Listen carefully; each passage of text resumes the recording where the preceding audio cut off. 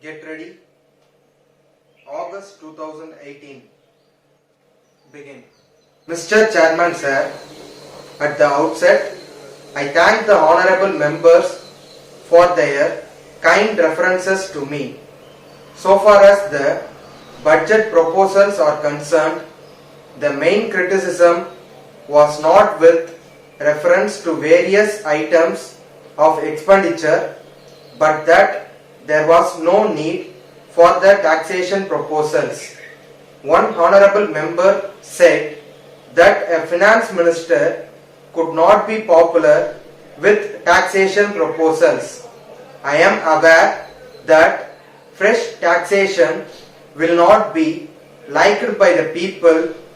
At the same time, it is not as if I do not have the desire to be popular. If I have brought forward taxation proposals, it is not with any sense of pleasure, but I have done it as a matter of duty.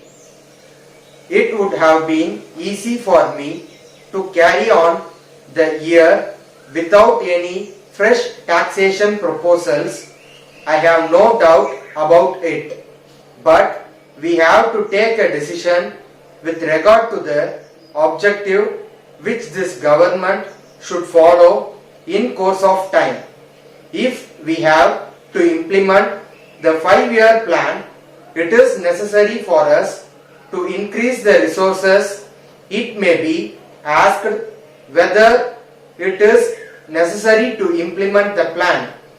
In this connection, we should remember that there are a large number of people who are starving in this country. I have no doubt that they have been longing for a long time that their condition should improve. It will not be fair to tell them that it does not matter if they suffer for some more years. I am sure that I should not do so, but I must tell them that I am doing my best in the matter and that I am going forward as fast as possible so that their condition may improve to the maximum extent possible under the circumstances. When we come to the conclusion that the government must do their best to raise the standard of living of our people, it is necessary for them to raise revenues as much as possible from those who can afford to pay them. That is why I have come forward with these taxation proposals with a view to seeing that we are in a better position to implement the plan which may raise the standard of living of the people to a great extent.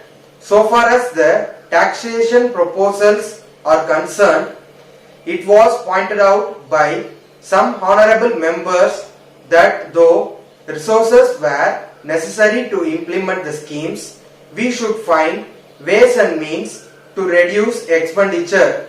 There is no doubt that the plea is put forward on the basis that there is scope for reduction of expenditure. I have examined this question and I have found that it can be done by cutting down salaries or by retrenchment of personnel. As regards cutting down of salaries, I think honorable members are not fully aware of the pattern of government service with regard to pay. It is said that we should cut down the salary of those drawing high salaries, but I would like to point out that most of them belong to All India service and we cannot make any cut in their scale of pay. Then when we deal with the question of retrenchment, it should be borne in mind that the higher category of officers are very limited in number. It is not as if have not tried to retrench the personnel. As a matter of fact, I have combined many posts into one post, and we have also reduced to some extent possible the number of men required for the administration of our state from time to time. Letter from the manager Varuna and Company, Lucknow, to Messrs. Padmanabha and Company, Bhopal. Dear sirs, I am informed that I brought your letter before the board of directors at a meeting yesterday, but after some discussion they were obliged to postpone further consideration of the matter until the next meeting of the directors, which will be held towards the end of this month. In this connection, I think the directors will be glad if you set forth your proposals more fully than you have done it in your letter. I have to point out that the first cost of the material is very low, but at the same time, the question of additional cost of preparing it for sales and the additional expenditure which will have to be incurred in advertising it will be taken into consideration by the directors.